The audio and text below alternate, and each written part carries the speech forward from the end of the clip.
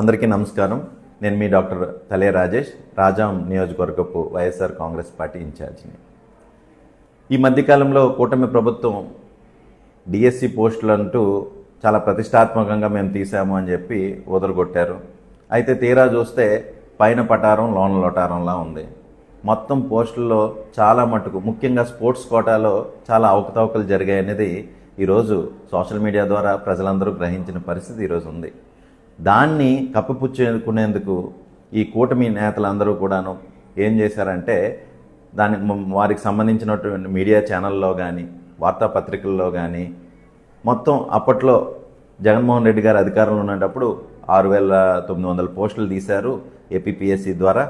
ఆ పోస్టులు అవకతవకలు జరిగాయని ఇప్పుడు మాట్లాడడం చాలా విడ్డూరంగా ఉంది. సరే, మీరు ఇప్పుడు మాట్లాడినా ఎప్పుడు మాట్లాడినా మేము ఓపెన్ ఛాలెంజ్ ఇస్తున్నాము.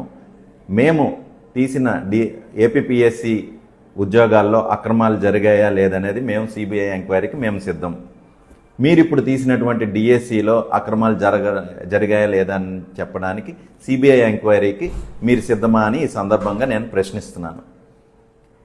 రెండవది, ఏదైతే స్పోర్ట్స్ కోటా అంటూ ఉదరగొట్టారో ఆ స్పోర్ట్స్ కోటాలో ఎవరికి గేమ్స్ కానీ స్పోర్ట్స్ కానీ బహుశా ఆడడం రాదు, పక్కన పెడితే బహుశా ఎప్పుడు చూసి కూడా ఉండరు.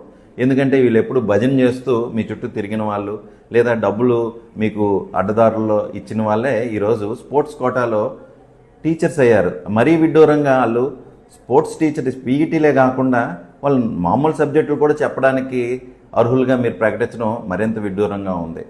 ఇందులో అవకతవకలు జరిగాయా లేదా అనేది మీ మనస్సాక్షికి తెలుసు. సిబిఐ ఎంక్వైరీ చేస్తే అది మొత్తం బట్టబయలయ్యే పరిస్థితి ఈరోజు ఉంది. మూడవది, ఏదైతే ఈ 372 పోస్టులు ఎలా తీసుకున్నారు అని మీరు అడిగితే పివి సింధు గారిని తీసుకొచ్చారు. ఆమె భారతదేశం గర్వించదగ్గ ఒక క్రీడాకారిణి. ఆమెతో 372 మందిని పోల్చి అసలు ఎగ్జామ్ రాయకుండా స్పోర్ట్స్కి సంబంధం లేకుండా మీరు అడ్డగోలుగా తీసుకొని వాళ్ళని మరలా ఆవిడతో పోల్చడం అనేది నిజంగా అది దేశ ఖ్యాతికి ముఖ్యంగా క్రీడా రంగం తలదించుకునేలా ఈరోజు ఉంది. ఆ రోజు జగన్ గారు 1,30,000 పోస్టులను పారదర్శకంగా తీశారు. ఏదైతే ఇప్పుడు సచివాలయం ఉద్యోగులు ఉన్నారో వారందరి మీద కూడా సిబిఐ ఎంక్వైరీ అయ్యండి. ఎవరైనా సరే అడ్డగోలుగా వచ్చారా లేదనేది ఒకసారి మీకే అర్థమవుతుంది.